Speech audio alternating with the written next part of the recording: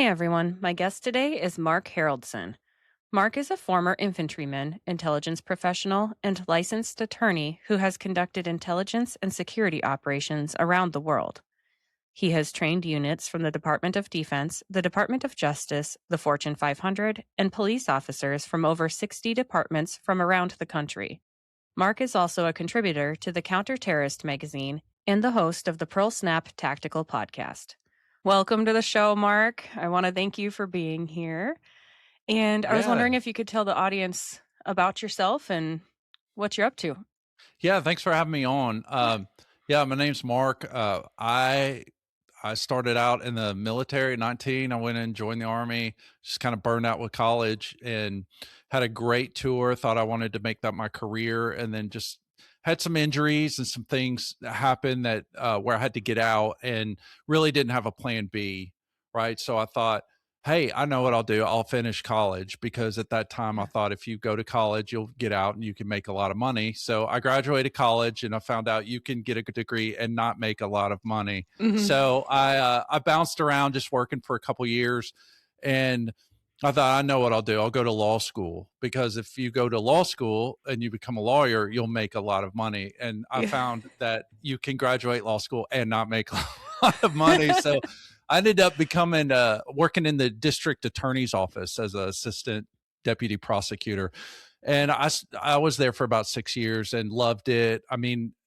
the military was my first love, and so being in that in a prosecutor's office was probably the closest thing I found, culturally, to Mm. a military environment. Very deep um, camaraderie amongst your coworkers and colleagues, very collaborative and things like that. And you're fighting for a cause, right? You want what's best for your community. You're trying to protect your community and keep it safe, and working with Hmm. law enforcement. So I did that for 6 years, but I still had the running and gunning left in me, that it Yeah. was just kind of that nagging itch, I guess. And so I decided to kind of cash in my chips, and I started a security consulting business that I ran going on 12 years. And that was, just trying to marry my military experience and my law enforcement experience Hmm. together. And so it started out heavily training law enforcement on things like investigative practices, interrogations, and then also into counterterrorism. And then it grew into something a little bit more kinetic, where it was like counter ambush and a lot of firearms courses and working with SWAT teams and things like that. A lot of Yeah. traveling, but then sometimes speaking at conferences and things like that. And then I started to kind of expand our offerings, and so we kind of went more into the civilian space. And so doing a lot of whether it's combatives or firearms and things Hmm. like that, training, whether mainly pistol and long rifle, and then on that it just kind of fed onto itself. And then from there you start doing physical security consulting for businesses and churches and things like that. So those were kind of like the three buckets, I guess: law Yeah. enforcement, civilian, and then the consulting side. And then back in 2018, the injuries that I had, I rehabbed them ish enough that I could go Yeah. back in the reserve component. So I'm still serving there. So that's been another 7 years, I guess, seven somewhere. I lose count, Yeah. but yeah. So that's kind of where I'm. So I still get to serve. I mean, it's not the same as being on active duty, but it does, provide some of the same benefits, I guess, as far as Yeah. being with soldiers, doing soldier stuff, light, just not as heavy as involved as you would be on active duty and things like that. But it's been a good hitch, and it's a good Yeah. place for me to be. Mhm. Yeah. Can I ask what your injuries were, if that's not too personal? Yeah. Oh well, there's several. I had to have a couple surgeries on my ankles, and then one on my knee, and then had some back issues. Then I Yeah. and so yeah, but most of those are manageable. Yeah. Yeah. Yeah, I don't really know what caused them, um, but I got them rehabbed enough. So Yeah. Yeah. So I I messed my knees up when I went from mm, basically one job where I was walking all day to another one where I'm going up and down stairs and jumping in and out of Mm, stuff, and mhm. you use different muscles. And then, Yeah. so it was pulling my kneecaps out, and it Ooh. took me a year before I could squat again. And Oh, so it's wow. like, Yeah. I can just I I understand your frustration where it's Yeah. like, Yeah. dang, body's not working with I me. And know, I know, yeah, and then, we all age, right? So yeah. you're the wear and tear, even if you hadn't done those things, right? You still have the wear and tear. So, yeah, I'm definitely at a point in my life to where, I try to stay fit, I try to take care of Mhm. myself, but I still don't know what version of myself I'm gonna wake up to. So that's always kind of Yeah. a nerve-wracking thing. But you just decide what you want and you find a way to work around it. And that's just what I do, you know? Yeah. Yeah, it's Yeah. good you were able to find another outlet to Yeah. fill that spot. Yeah. Um, what's one lesson your job has taught you that you think everyone should learn at some point? Well, Uh, I'll tell you what, I mean, this might sound like a Captain Obvious statement, but I mean, just especially working with people in a security consulting capacity, people who've been victimized or businesses Mhm. that have been victimized, or just from all the time of being a prosecutor. I mean, you really do not want to become a victim. I mean, Yeah. you just really Yeah. don't. There's a lot of things, people talk about self-defense and they talk, and they try to prepare for those things. And the thing is that once you, depending on the nature of the crime, right, you can't unring that bell, right? I mean, Mhm. if if if someone injures you or someone takes the life of your loved one, you depending on the nature of the crime, you might get some restitution, you may not, but that is never going to undo the harm that was done to you psychologically, perhaps, maybe emotionally, those types of things. And I don't say that so that then the answer is not then to become paranoid, Right. or hypervigilant or anything like that, but to invest in yourself to acquire some type of skill, but Mhm. really just developing the soft skills of being aware to your surroundings, understanding. 90% of it, I will tell you, is just making sure you're not at the wrong place at the wrong time, and that's very doable. That's very Yeah. doable. I think everybody, it's like your mama said, nothing good happens after midnight. And I Yeah. can attest to that. That's very true. And we all know there's certain parts of town that you don't need to be in. And Mhm. and there's certain circles that you don't need to run with, and just those Yeah. are just simple things that we just kind of take for granted. But I've seen time and time again where people do make a bad decision and they go someplace where they shouldn't, or Mhm. and they kind of expose themselves unnecessarily to certain risks, and it turns out to their detriment. And that's typically, I mean, I don't know, I don't have a hard statistic or a number that I could Yeah. cite you, but I would just tell you the majority of the cases I worked, I mean, that's 90% of it, we'll say. And so, Yeah. yeah, there is that small percentage. And of course, some of this bears out where you live, what part of the country you live in, and things like that, whether you're in an urban environment or rural or something like that. Mhm.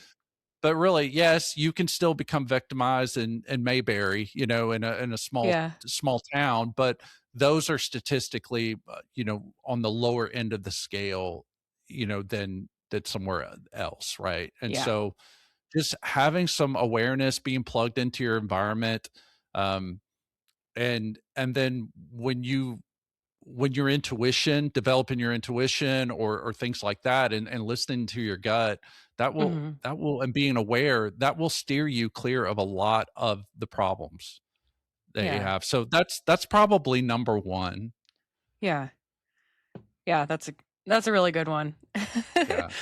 Yeah. Yeah, my brother was just lecturing me the other day. He's like, you had a lot of people around you that you got into stupid situations that wouldn't Yeah. have happened if you would have been Yeah. hanging out with those people." Yeah. That's Always fun true. when your younger brother lectures you about Yeah. stuff. Seems like a smart guy. Yeah. Yeah. What's the key to becoming more resilient in life? Yeah, I mean, I think there's a lot of avenues to do that depending on what type of resilience you're wanting to develop. But I mean, e- e- anything great that you want to pursue in your life is going to require some sort of sacrifice. Mhm. It's going to involve some type of struggle, and you have to understand that that's part of the package, right? That's not something that, you know, pain, struggle, uh, getting out of your comfort zone, those things are part of the process to get you to where you want to be. And we're living Mhm. in a society now that is just hyper obsessed with comfort and Yeah. security. And when I say security, I'm not talking about, protecting yourself against a street attacker. I'm just talking about security, about always having a safety net, always Yeah. having, the guarantee, and things like that. And so Yeah. once you step out and you want to pursue something that's viable and worthwhile, then there's going to be a price to pay. And you really have to do some soul searching. Maybe you have to do some Mhm. thinking and be circumspect about it, and decide if that's something you really want to do, and maybe even count the cost to a certain degree of what you're willing to give up. And if you're not willing to give up certain things, sometimes you have to say no to even good things so that you can Yeah. pursue the greater things. And Yeah. I think that's lost on a lot of people, especially in this day and age where we just have so much comfort and so much things that we can have on demand at our fingertips, that the desire to want to forego certain things, so Mhm. that we can pursue whatever our goals and objectives are. That's kind of something a lot of folks aren't kind of inclined to want to do anymore. I mean, obviously there's exceptions. Yeah. There's people that are out there getting after it, but there's a lot of people that could be that aren't. And that's Yeah. sad, I think. I think, you know. Yeah.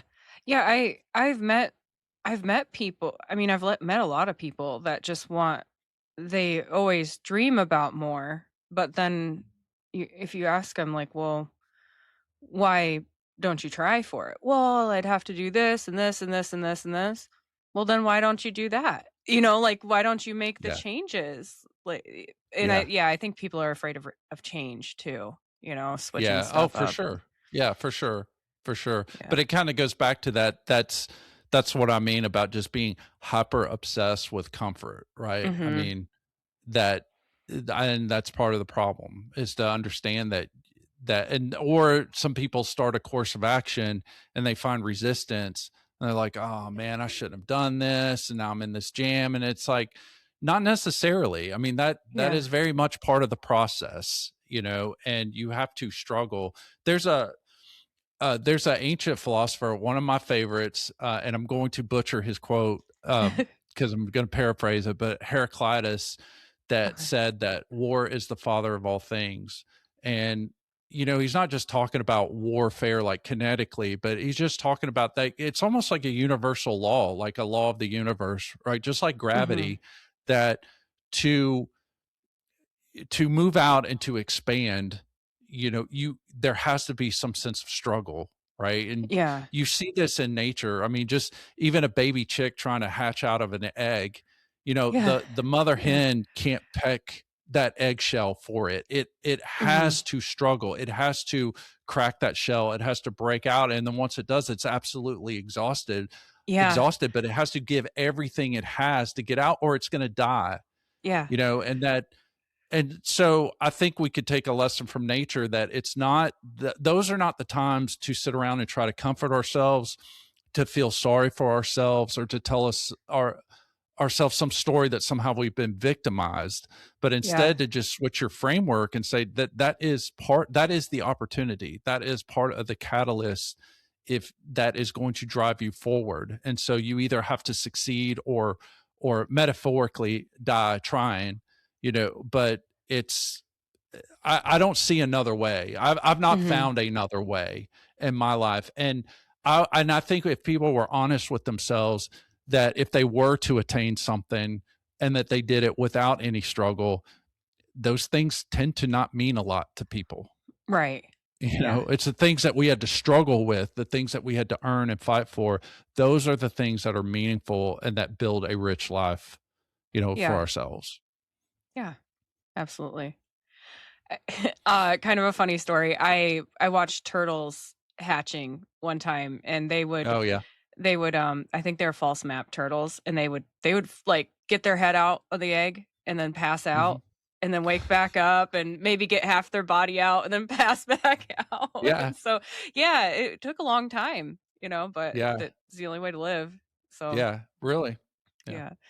So what is warrior culture and why is it important?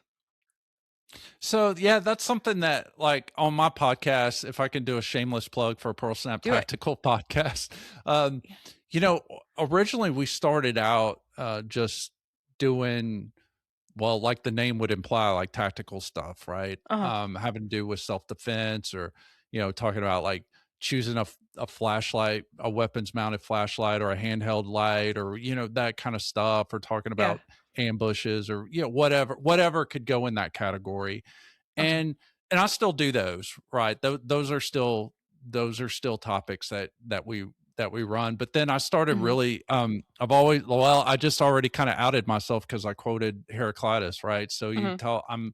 I am a history geek, and I just really have always had a love for especially like these warrior cultures that we descend from. Our Yeah. ancestors came from, and looking at their virtues, the things that they prized, the things that they held dear, and just how so much of those things that made a tribe grow to a clan, to a kingdom, to a nation state, that evolved, Mhm. was done by holding fast to those virtues and exercising those virtues. And that in the modern world, a lot of that has atrophied. And I don't think it doesn't take a rocket science to look at society and see that there's a lot of nihilism, there's a lot of sickness, there's a lot of Yeah. entropy that are going down. And I think that the way to remedy that would be,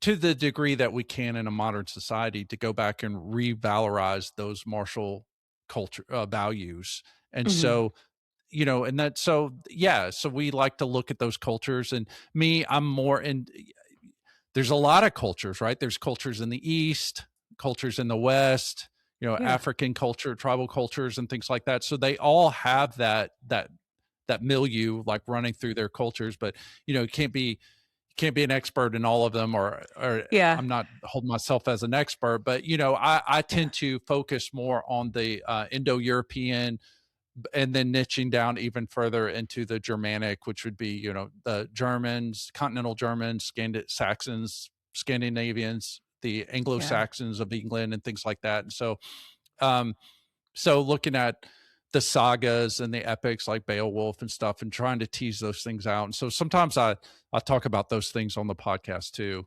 Nice. Yeah. That'd be interesting. My family is mostly Norwegian, so we like to hear about the Vikings, even though they might Oh not yeah. have the best reputation. But I have a great nephew named Magnus, and it's just cute little Viking name for him. Good Yeah, guy. for sure. So Really yeah. cool. Yeah. Yeah. Yeah. Um, so how does someone who's never served in the military build a warrior mindset? Yeah, I've have had people ask me that before. I don't think that you need to be in the military to have that type of mindset or mentality. Um, Mhm. I think it can help, but spoiler alert, not everybody that I've ever met in the military necessarily has that mindset, right? Yeah. I mean, it might surprise people. Some people don't take to it, but it does provide a culture to where you can avail yourself maybe more easily than you could be than if you worked in a bank, or you Mhm. worked as a foreman or dishwasher or something somewhere. But that notwithstanding, you can still pursue that. You can still develop that within yourself. There's a Yeah. there's a couple ways to do it. I mean, first you've got to find out, well, what is a warrior? What is your definition of a warrior, and where Mhm. would you find that? And for me, like I said, I found part of that in history of my ancestors. right? And pursuing Yeah. their stories and finding those things and finding, themes, things that were important to them, how they struggled, how they fought, what their ideals of courage and honor and loyalty and faithfulness, Hmm. those types of things, and starting to live that. But then there's also the other part is that, well, what does the warrior do? And they fight. I mean, they struggle. Yeah. They develop themselves physically, mentally, and spiritually so that they could prevail in those battles. And so, you're Hmm. not going to be on a battlefield anymore with a spear and a shield or anything like that. But we still have battles in our own lives, Yeah. all of us, that are metaphorically. And so I find that those myths and those poems or those writings, they're not just stories for entertainment, they're not just stories for inspirations, but they really do provide a template for action, in Hmm. your life. And so, if you're not used to reading those stories and seeing those themes, they can be lost on you at first. But as you read them and you really just kind of immerse yourself in them, then you start seeing patterns. You start seeing Yeah. things come up over and over again, and then you just start finding, well, how does that apply to my life? Yeah. And how can I incorporate that in? And I think, you know, but at some point you do have to decide, and it kind of comes back to what we were talking earlier, right? So once you've done all that, you've done that homework, right? Then Hmm. you're going to have to be tested, right? The warrior's always got to be tested, right? That's in every Yeah. story, right? Right. He's young, he's untested, nobody gives him any respect or gives her respect or whatever, and then there's this quest that person has to go on, and they're Yeah. unsure of themselves, they don't have the right kind of skills. So then usually in the story there's usually some mentor that pops up that gives them, depending on what the story is, some magical weapon or some type Yeah. of advice or whatever. But then they have to push that forward and they have to go on, they have to cross the threshold and the things like that. And so for you, you meaning, the listeners or people in general, is that, Hmm. it's that call to adventure. There's something in your heart that is aching right now. That's something that you want to see lived or accomplished in your life. And that's Hmm. different for everybody.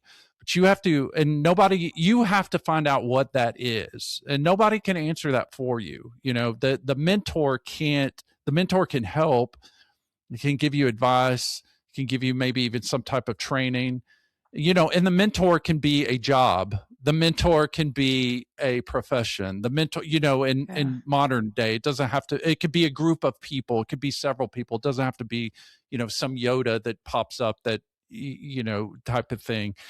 But Yeah. then you're going to have to be tested. You're going to have to go forward. And then it gets back to what we said earlier. You're going to have to encounter, in the stories, it's usually a monster or some villain, right? Well, you Yeah. you have obstacles, you have crises, you have struggles, you have things that you're going to have to surmount, and you're going to have to overcome.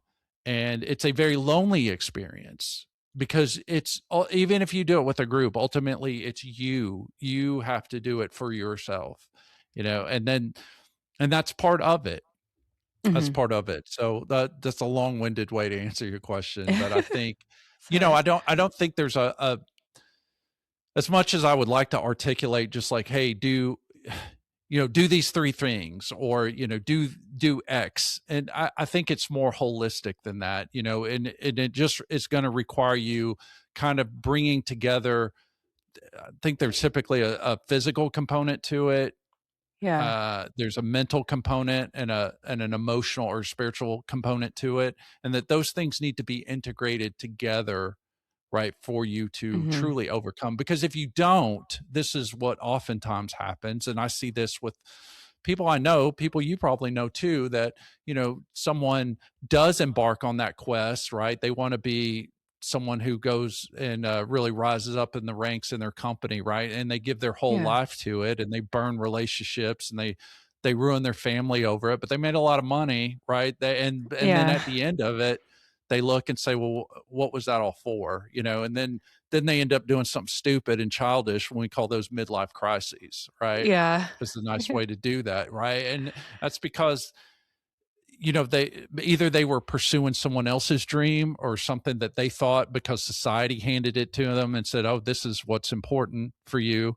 And so Mhm. they buy into the program, but that wasn't what they needed to do for them, maybe. There's a Yeah. number of reasons, but I think the big thing is as you pursue whatever your goals and objectives are, you really do need to bring all everything to the table, and that's your physical, your mental, and spiritual aspects of yourself to it, so that when you do accomplish it, you don't turn around and say, "Well, now what?" or "What was that Yeah. for?" or "Yeah, I should have gone a different route," or that type of thing.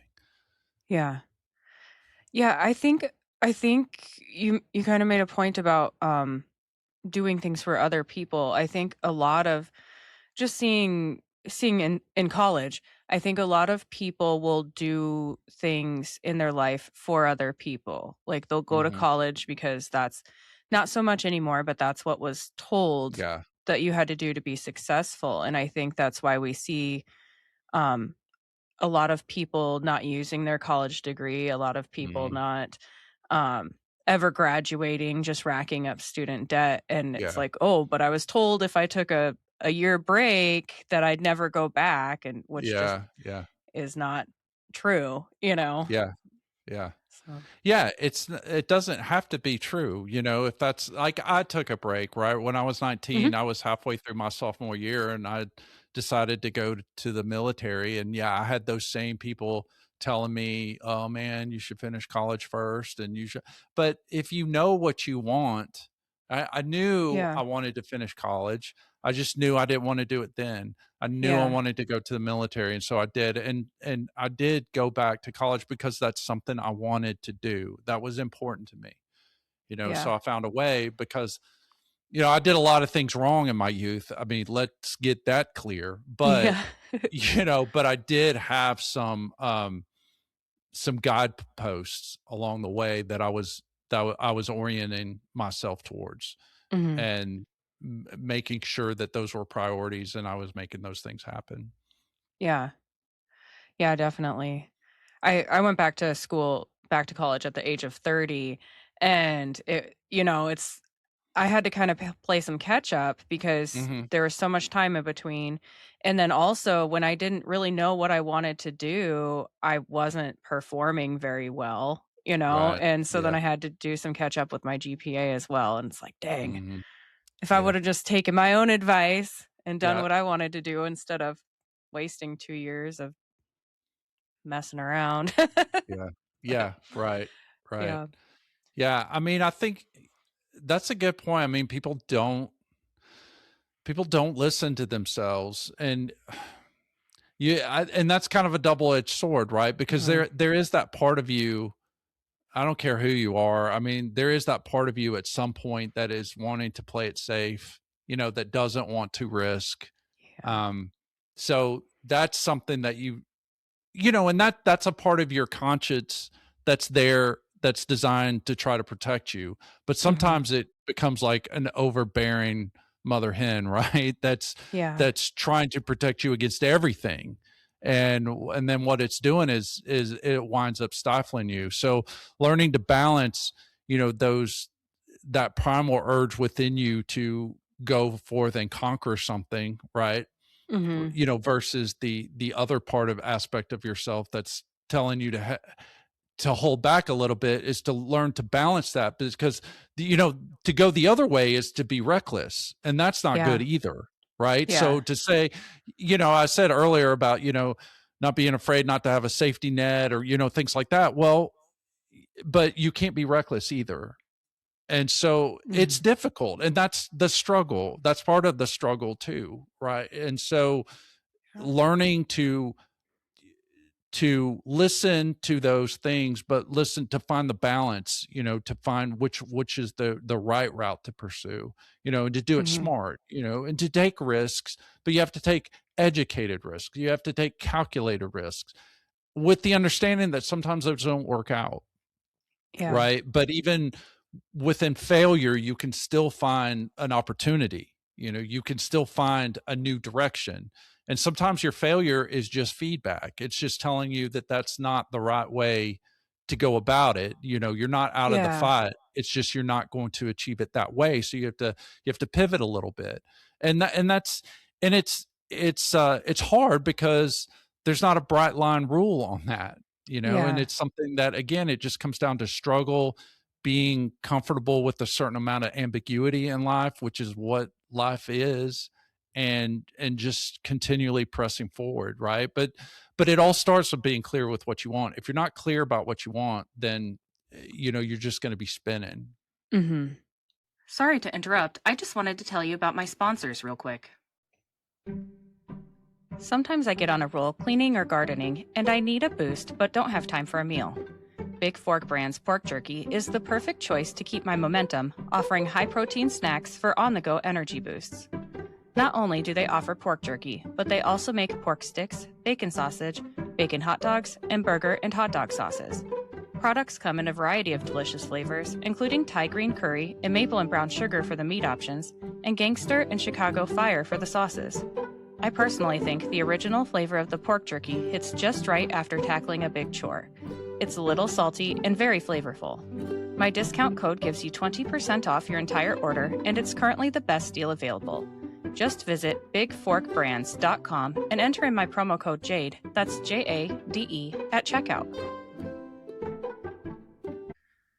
Are you looking for a gift for a music lover, or maybe some apparel to show off your quirky side? Old Glory has you covered. With over 300,000 officially licensed items covering music, sports, entertainment, and pop culture, you're guaranteed to find the perfect item. They even have seasonal gear. My husband enjoys the Beatles and Led Zeppelin apparel, and I love the Billy Idol apparel. I even found items for my fellow plant enthusiasts.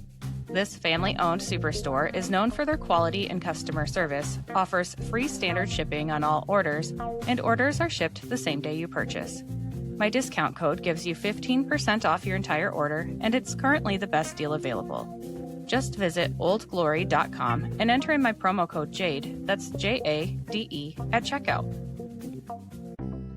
Looking for a game-changing way to improve your health? Zevo Life is the world's most nutrient-dense whole plant, packed with over 50% plant protein, essential amino acids, fiber, and antioxidants. Harnessing the best nature has to offer, Zevo Life nourishes your body while driving your performance, vitality, and overall well-being.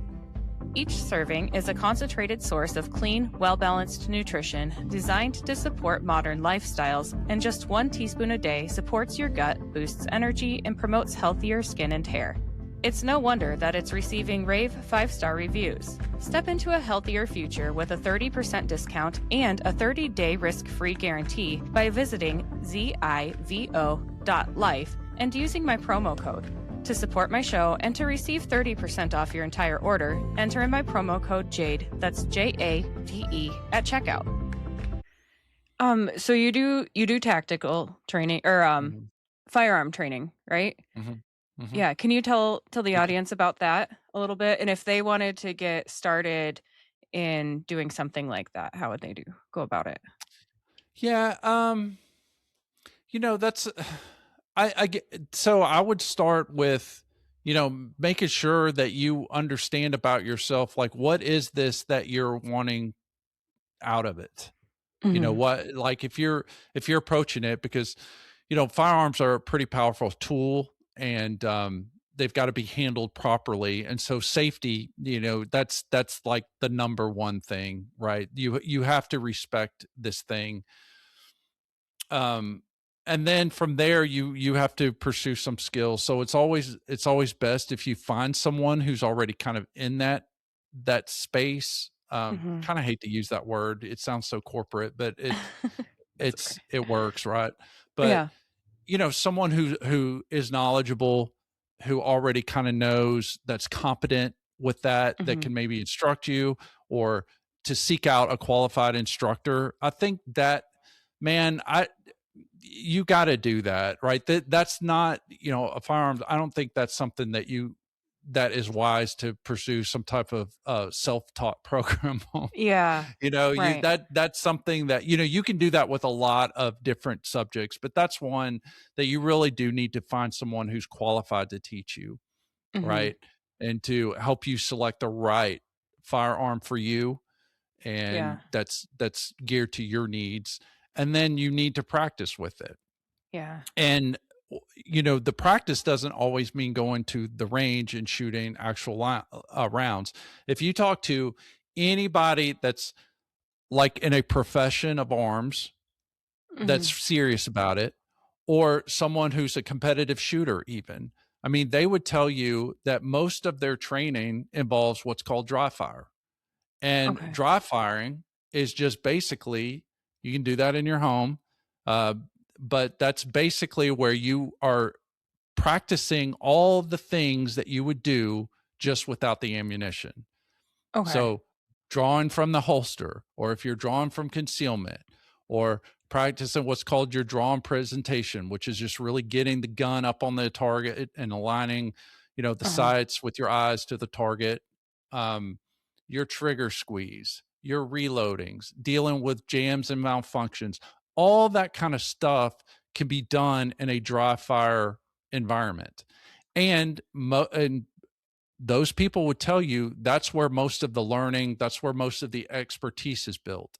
And Yeah. then you go to the range, and really, once you go to the range and you are shooting actual live rounds out of it, then you're working on your recoil, you know, Uh-huh. management, you know, and your trigger manipulation, you know, those types of things. And so you can and you do need both. You need the dry fire, and you do have to spend some time at the range, but most of the magic happens there at in your home or wherever you decide to safely dry fire. Now, I will say this, and I always say this as a caveat. I'll tell you what I do when I dry fire. So this is where something bad can happen if you're not Uh-huh. diligent, right? Because you have a Okay. firearm, you're going to Yeah. be pointing it, you may be pulling the trigger, you know, and it's dry. So Yeah. you have to check, Yeah. recheck, and triple check to make sure the magazines are empty, the weapon is empty, Mhm. and whatever you're pointing that thing at, you that needs to be some type of load bearing wall, so that if you do mess up, you know, that that round is not going to exit or leave the wall, right, Yeah. and go out Yeah. and hurt somebody. So you have to really, really be diligent about that. So me Yeah. personally, I don't dry fire in a room that has ammo in it. I have a dedicated space where I do my dry fire training. There is no ammunition in that room, but even though that's my protocol, I still check, recheck, Yeah. and I check everything. Right. Yeah. I had a buddy of mine that was a U.S. Marshal, and he was joking, and he was saying that there's he did he told me the agency, I'm not going to put them on blast, but he was some guys who, while they were traveling on duty Uh-huh. from a federal agency, you know, put a hole through a TV screen in their hotel, right? Oh my And god. that just, you know, and that's someone who's a quote unquote professional. So if it can Yeah. happen with the professional, it can definitely Yeah. happen with the civilian, right? So that's not a time to be to have any sense of bravado with it, but just to be safe. It doesn't take that long to be diligent, and just do it every time. Just always Yeah. treat it with respect, and you'll be fine. Yeah. Yeah, I it was making me think of Alec Baldwin and that, um, yeah, Yeah, I mean, just mess. yeah, Uh, stuff happens, right? And yeah. so, yeah. But, Yeah. you know, and then there's books, there's, you know, that can help you with draw fire. There's a guy that's a competitive shooter. I don't know him personally. He has no idea who I am, but his name's Ben Stoger. He's written a lot of books. I've found them very useful. I like how he Mhm. articulates stuff. I've used some of his material in my classes before. Yeah. He's really good. There's another really good book by another. I don't think he's not on the competitive shooter circuit anymore, but his name's Brian Enos. One of the Okay. best books I've ever written, or I've ever read. I wish I could write books, but that I've ever read on the topic, just in the way that he articulates things, because he'll Yeah. really tell you about what type of feedback you're looking for, what should be going on in your mind while you're practicing, and what shouldn't be going on in your mind while you're practicing, and stuff Yeah. like that. So Yeah. if someone wants to really, really pursue it, really become a student of the gun, then you know you're going to have to do like you would any other pursuit, right? Mhm. You're going to have to get the right equipment. You're going to have to train, and then you're going to have to Yeah. study, and whether it's books and videos, and then can't emphasize enough. You have to go to a qualified instructor and just get that in-person Yeah. uh, training. Yeah. Yeah. I have I bought what the heck is it?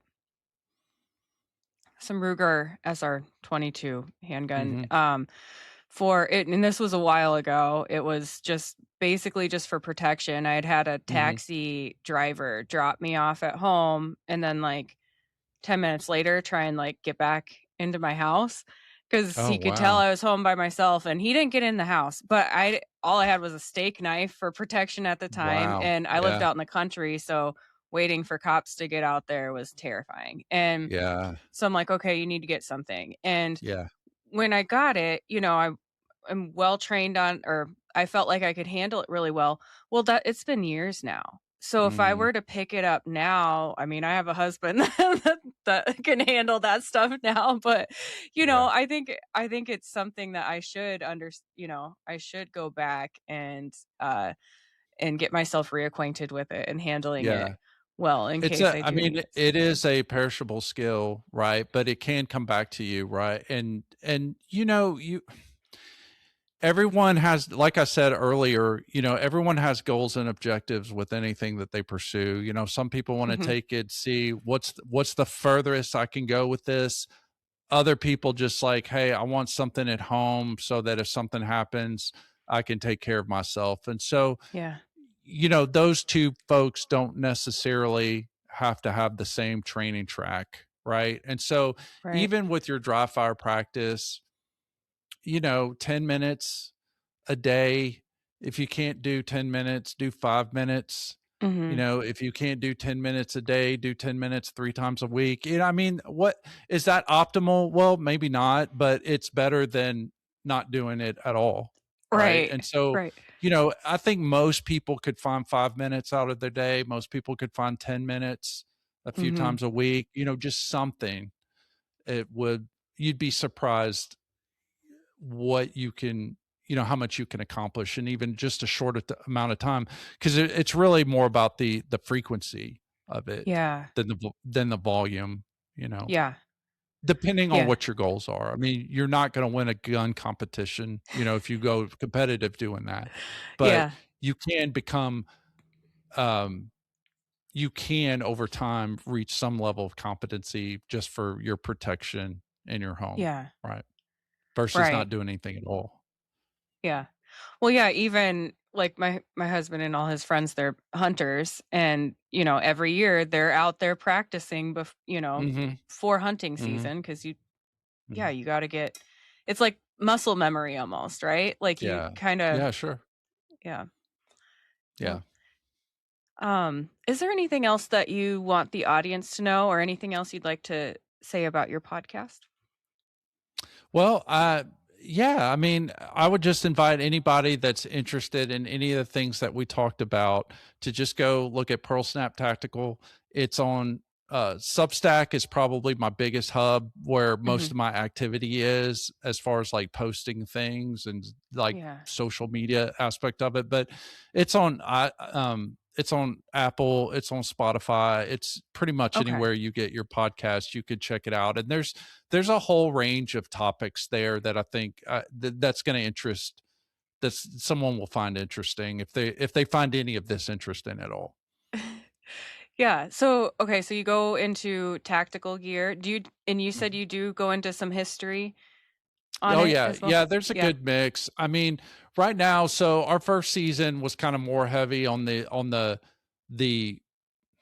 I guess your tactical subjects, type of things. Mhm. Talking about low light encounters or um, pistol 101 or those types of things. Yeah.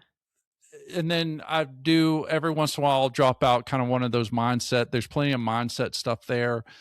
There's also stuff that's kind of contemporary stuff. I mean, I've done stuff Mhm. on insurgencies, is and looking at insurgencies across the world and what kind of patterns are going on here as we experience civil unrest and things like Yeah. that, not calling things here an insurgency, but just looking at the principles and seeing so that you have a way to interpret the news, right? Instead of having someone Mhm. feed it to you and give you a narrative, you can just look at it and analyze it yourself. Those types of things. There's some topics on terrorism and stuff like that. And then also, I've been trying to, just from, I really started out with the podcast as a way for the people who came to our classes to get the other info that is related to the firearm stuff, but not stuff Yeah. that we could talk about, so there's situational awareness, things like that. Yeah. Because you can talk during the break and everything, but when people come to your class, they don't want to sit and listen to you talk all day. They want you to tell them, here's this next drill we're going to do.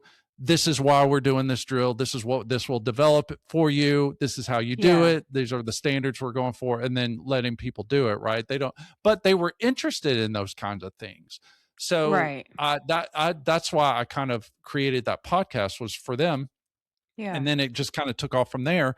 And so I'm also looking at things like military tactics, right? Because you can learn the technique of self-protection, but Mhm. the way that you apply that has to do with your tactical acumen, right? And that's something Yeah. that a lot of folks don't get into with their classes. And so I started taking like military tactics and saying, okay, well, tactics are they operate according to universal principles. So what that means is the principle is there, but it's going to be applied differently whether you're in a law enforcement environment, in a military environment, or you're a civilian concealed carry holder. So the Yeah. tactics will be the same. They're just going to look different because of their application.